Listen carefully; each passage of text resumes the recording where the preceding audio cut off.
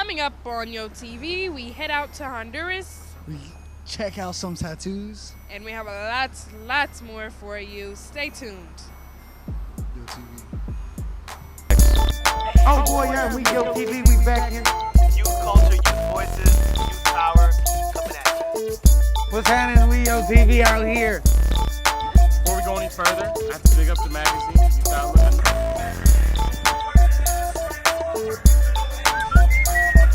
Oh boy, tell us if you know. Youth Outlook, chronicle of young people's lives in the Bay Area. Known all over the Bay and beyond. Got a lot of good stuff for you this time. Yo, Yo TV, hey! We're back. I'm Jasmine A. And I'm Chris. And this is Yo TV, and we are all about documenting youth culture in the Bay Area and beyond. Bay Area.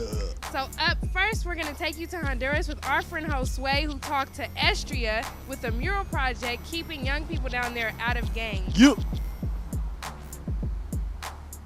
¿Y quién más? One more guy? Have a try. Dale, vamos a ver.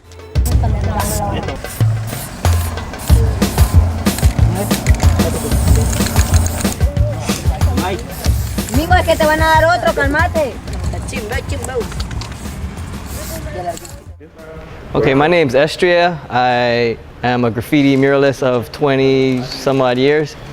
So, talk to me about this project. Okay, so this was a mural project in Honduras, and Josue, my good friend, organized this project, made it happen, raised some funds. We went down there to paint a mural. When we got down there, we found this school where there were, on the outside of the school was a site of a massacre, and it was what happened with the massacre was a yellow school bus full of people was surrounded by 3 cars. The men in the cars got out, shot up the whole bus with machine guns. The only people that survived were laying under the bodies of the dead. Then they drove off. So that massacre gave all of Central America carte blanche to start killing off all the gang kids. So they take a hardline policy down there of like, kill them all kind of thing. Like, there's no tolerance. They just round them up and kill them. It's basically a low-level genocide where they've been killing hundreds of kids a year in each country. So you're talking thousands of kids have disappeared. Kind of a very important site. All there is at that site is just a little plain black metal cross that somebody put up in memory of them, and that's it. So when we got there, we decided, oh, we got to paint the mural at the massacre site. So we worked with some youth in a program down there that tries to get kids out of gangs and tries to get the kids, basically to save their lives, find them a direction in life, help the community. It's a powerful program. So the kids helped us. We planned the concept. Really short, it's a short trip, so we had to make the mural happen really quickly. We brought some acrylic paints with us. We went around with them and found some spray paints in some hardware stores. Yo, it was very empowering. It was possibly one of the first all spray paint murals in that city. It's San Pedro Sulas.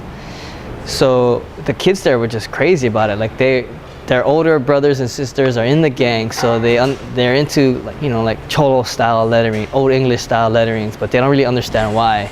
They're into all the things that gang life has brought there, all the displaced gangsters has brought down there, and so they emulate that. And then they see graffiti as part of that lifestyle. They see it in all the movies, even when they watch a cop show, there's graffiti in the backgrounds on all the streets, so they want to emulate what they see on TV. And so it gave them a chance to try, and they got really juiced off of it.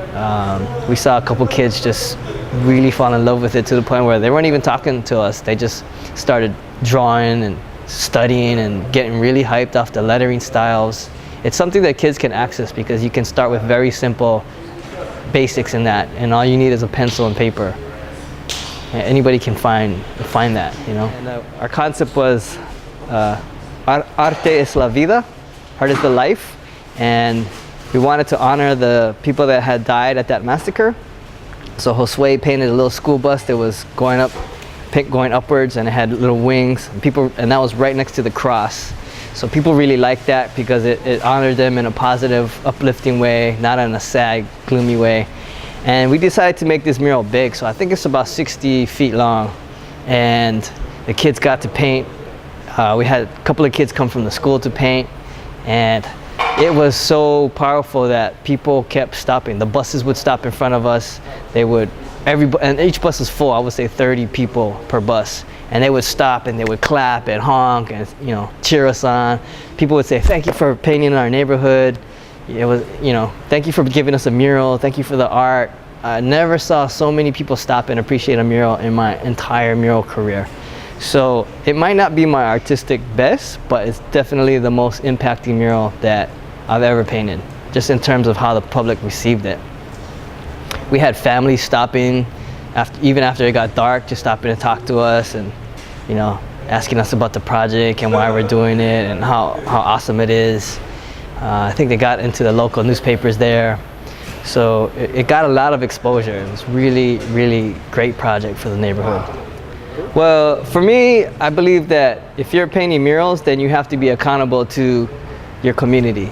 And most times I think that means being accountable to the community that the mural is in, or the people that it's going to speak to. And what are you going to speak upon? So are you going to paint a little mural with little bunny rabbits and Easter eggs, and you're not communicating anything to anybody, but if you paint a mural that makes people aware of issues or speaks on issues relevant to the people in the area, then you're being the voice of that community. You're bringing empowerment, you're bringing community pride. So, for this mural to be that widely received as a community muralist and a community artist, that to me that's as good as it could get.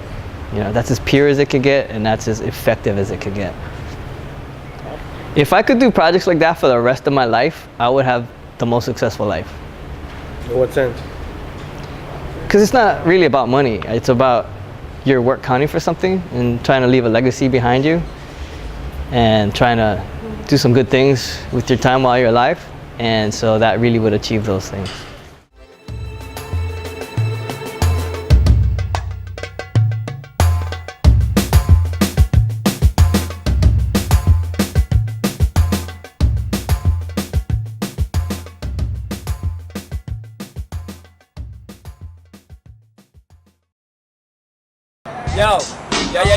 Yo, you watching Yo TV? Yo TV.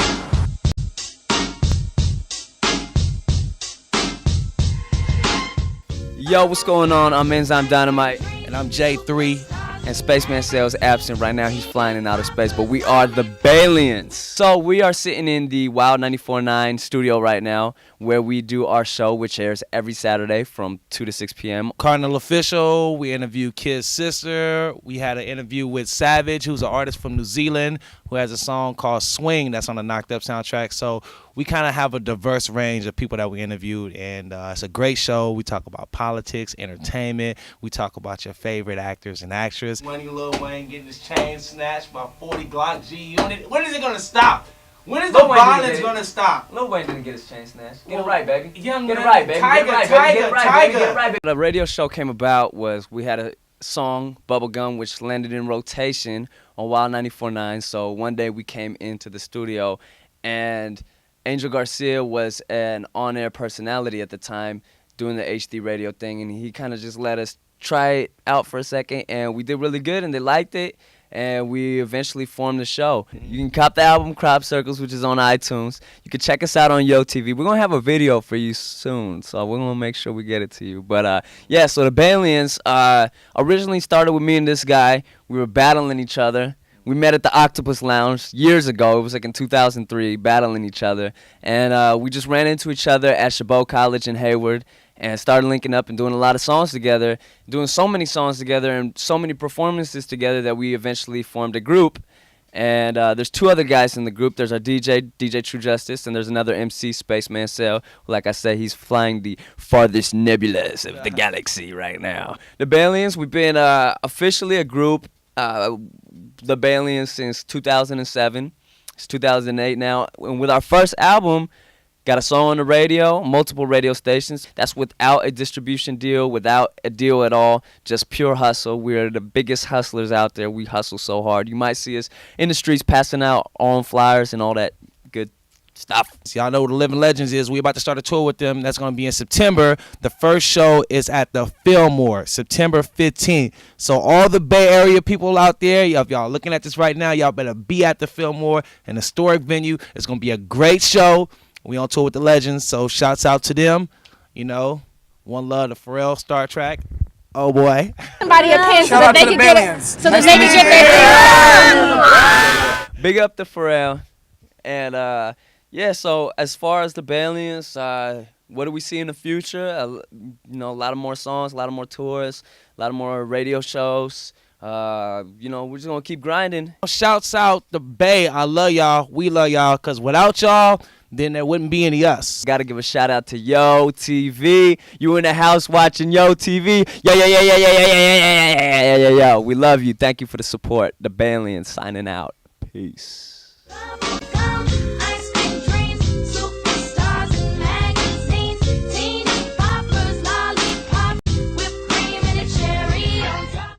Well, hi, I'm Daisy. Chris. And I'm Shonda. Yeah. And today we're here on Hayden Ashbury. And we're asking people questions about tattoos, if they have tattoos, why they get them, and basically what influences their tattoos.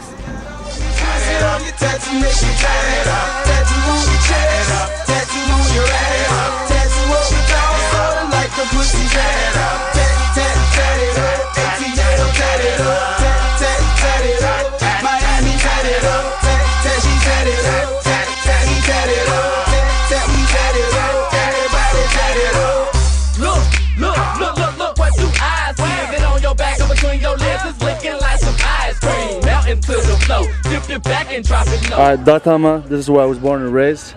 And this is the good times, the bad times I had. And this are the flags where I'm from, Tibet. And this says Put means Tibet, and this is the birds that fly around. That is so cool. Cherokee Indian tribal from my grandfather, Chief Running Bull. That's sick. Um, people? It actually was the DRI guy. It's just pretty much a cover-up, but it's just got sentimental value now. This is infinity for infinite life. And flaming infinity just accentuates it. That's pretty much all I have. Hi. My name is Rain. I have a stick and poke of hold fast on my shoulder. What does that mean? It means like always stay strong no matter in what situation. If it's what you believe in, it's what you believe in. Cool. My knuckles, that was stupid. I'm not even gonna say what it used to say. It was nothing too bad. This right here, the squatters' rights means a lot. I don't know if you guys are familiar with what squatters' rights is, or. I'm not sure. All right. Well, it's a nomadic symbol, and this one I actually did myself left-handed, and I'm right-handed, and it was all stick and poke too. That's hella clean. All stick and poke, and that's so I don't get lost. Like that. So you got your own compass on you, huh? Right. And I got right there, man. Got this right here, SKP. That's Schwilly Kid Posse. Only gang I'll ever represent. And that's pretty much about it. It's basically straight. Can we see it? NorCal. Can we see the whole thing? Can you see the whole thing? Can you see it? A family member did it.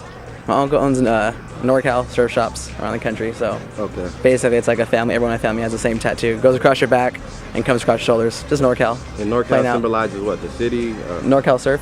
Oh, surf. It's a big surfing company all up down California. My arms are the 4 elements. It's water and fire. That is so cool. This is earth and air. It was just something I was always interested in. I wanted my arms to be all one piece, so that's why I had them done that way. Wow. Oh, wow. The one on the back of my neck is Mithra. It's a Persian god of the sun. It's a sun lion, basically. And the one on the back of my head is kind of like a... I mean, technically it's a swastika, but it's not like a Nazi swastika. Okay. My brother gave me this one night. I was on my way to Hawaii, and I'm into dragons, and so he does a fire-breathing dragon. Cool. Coming out of a cave. And that's pretty dope, man. Yeah, hell, he didn't even finish the scales. It was like unworked. Pretty much like the way that I'm doing it with getting tattoos and stuff, it's just that they have to like mean something in like my time and like my life. Word of advice, don't ever tattoo anything on your knuckles unless you really want it there.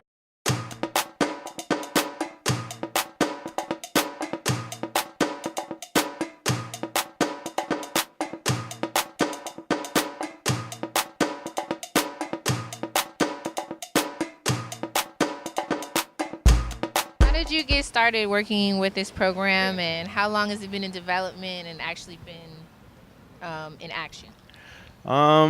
It's 4 years now running. I've been there since the beginning. Tomas, the director, the person who founded it, it was based on his thesis for graduation for his master's in social work. And basically he asked me to come on and help him and just give that support as a co-facilitator. Well, the first time I heard of it, I saw the posters around the school and stuff at my school, and, you know, going to Ohio, pick up my brother that's also in the group. And he told me to join the classroom because he said, I think it's a develop for you. And, you know, as me coming up in the streets, I just like to freestyle and stuff. I used to never write lyrics and stuff. So, you know, once I joined the program, I got used to a lot of people, got connect to a lot of friends, you know, earned some new friends, got more respect. And, you know, Tomas and Rob, you know, they helped me to be a better writer, you know, better freestyling, how to work with other people in a group, how to work as a group member, as a leader and everything. So, you know, I think the beach rhyme life, you know, it helped me out as a person, as a young man. Okay.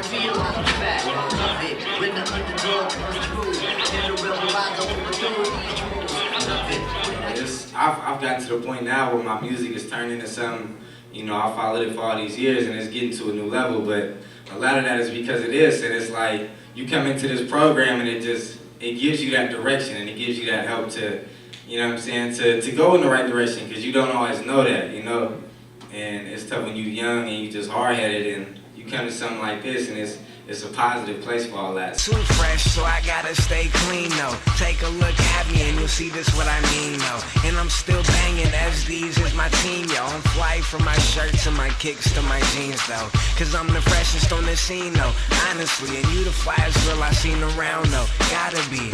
So I know I gotta get her, no problem. Holla was good, get the digits, then I got them. It's all about meeting students where they're at and not really trying to force them to do something that they don't want to do, and just getting a sense of where they are when we start.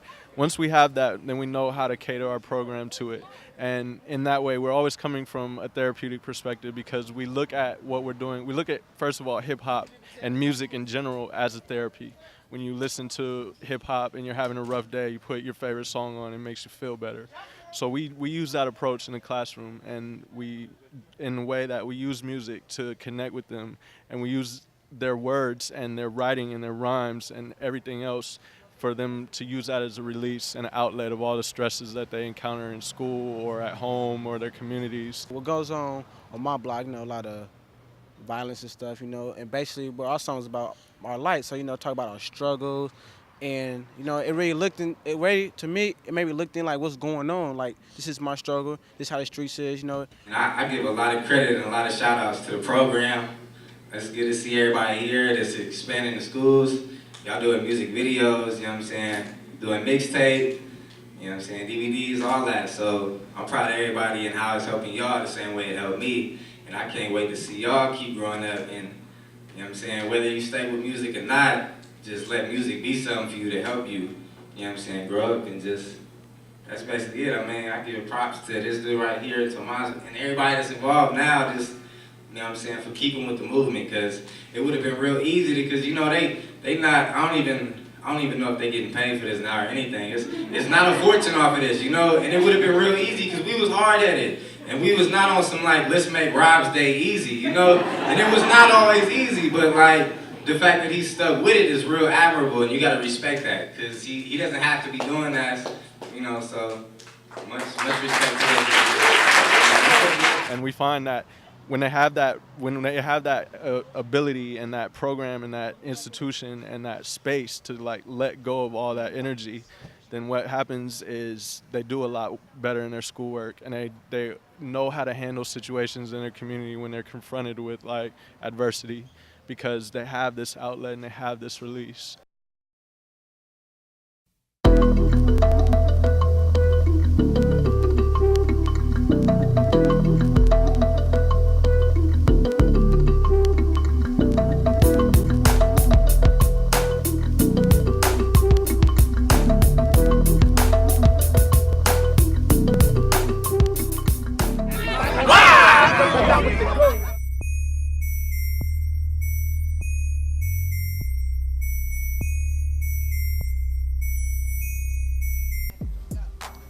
Hey, what's up? My name is Walter Lopez. I'm 21 years old. I'm an intern here at Yo.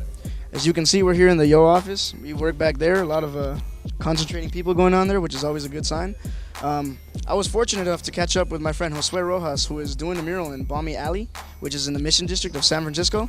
The mural is inspired by Enrique's Journey, which is a book based upon people and their plights that they go through when they're trying to cross the border on top of a train. I hope you guys enjoy it, so check it out.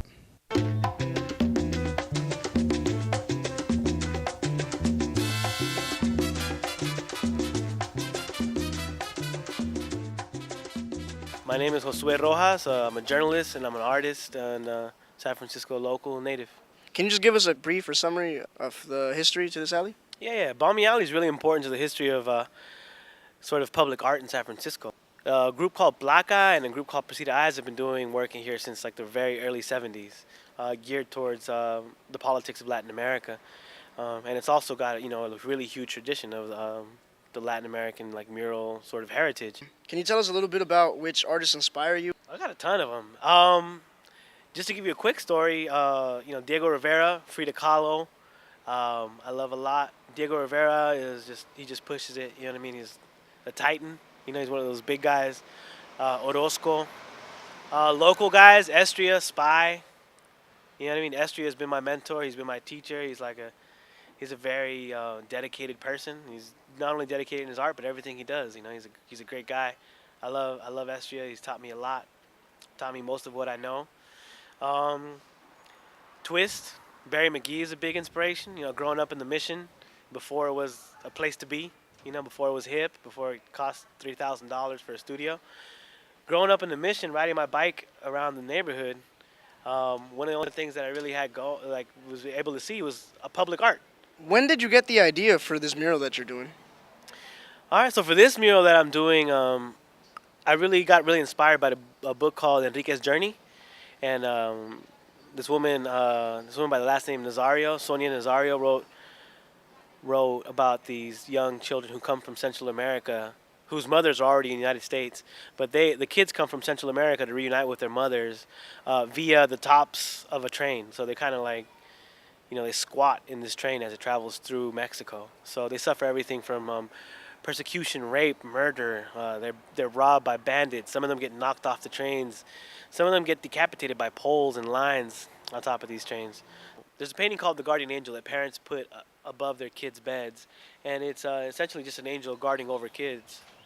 So I wanted to have a child still innocent, with their wings, with their hands spread up like a wing, like with the wings. So he's imagining that he's flying, and there's an angel behind him. So it's just a spin off of that. What I have now is there's a kid, which this model is my nephew, and he's definitely still in the child stage where he's pretending you can fly. When you're a kid, you still have that ability to fly. So it's a young child, on top of one of the trains, pretending like he can fly. And what's not on there yet is the guardian angel above him. So I wanted to talk about the innocence of kids and the ability to be free, the ability to fly that you still have. And the rest of the mural basically is just other passengers on the train. This train that goes through Latin America, through Mexico, and what their plights might be. How long have you been painting murals? I started when I was 15, right around the time that my dad died. I needed an outlet, and something to push and put all my energies into. And luckily, right around that time, I also met Precita Eyes, a group called Precita Eyes, an artist named Estria who was running the Urban Youth Arts program at that point. So I learned everything. In about 6 months with Precita Eyes, I learned more than 5 years in art school. What aspects of life drive your art? A lot of the pain that I've experienced in my life, I had this privilege of being able to sort of transform the pain and turn it into something that's kind of beautiful. And I've been very lucky to have that because, how many people that I've grown up with or that I know have turned that pain into violence or turned that pain into horror, you know what I mean? I've seen people that I've grown up with I've seen them become murderers, I've seen them become gangsters, I've seen them stab people in front of my own eyes to death, But we don't really decide what our friends do. You only decide what you do.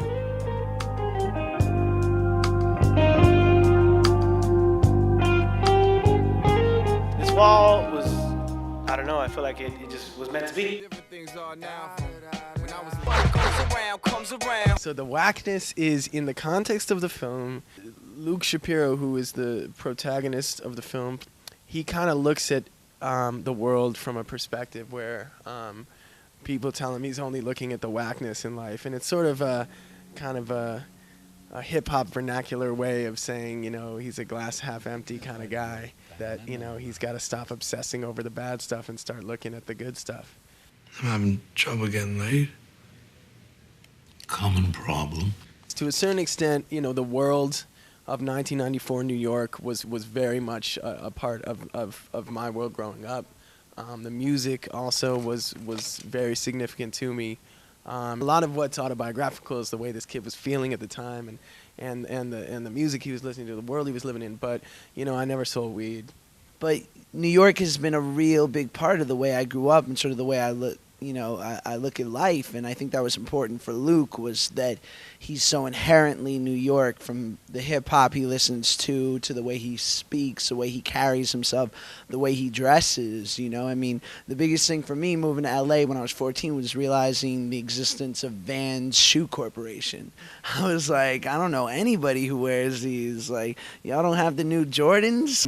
But, like, you know, being like a Jewish white kid in New York who loves hip-hop and is sort of going against the norms, and having a lot of people around you who are sort of stressing you to maybe become something you're not sure you want to be, or to be interested in the things you're not exactly interested in. There's so many people who read the script who you know, you wouldn't believe how many people were like, dude, that was me, you know, that was my life, or, you know, I just really understood where your characters were coming from. I think it struck a special chord with a lot of people, and a lot of people championed the script, and eventually we got it to Ben Kingsley.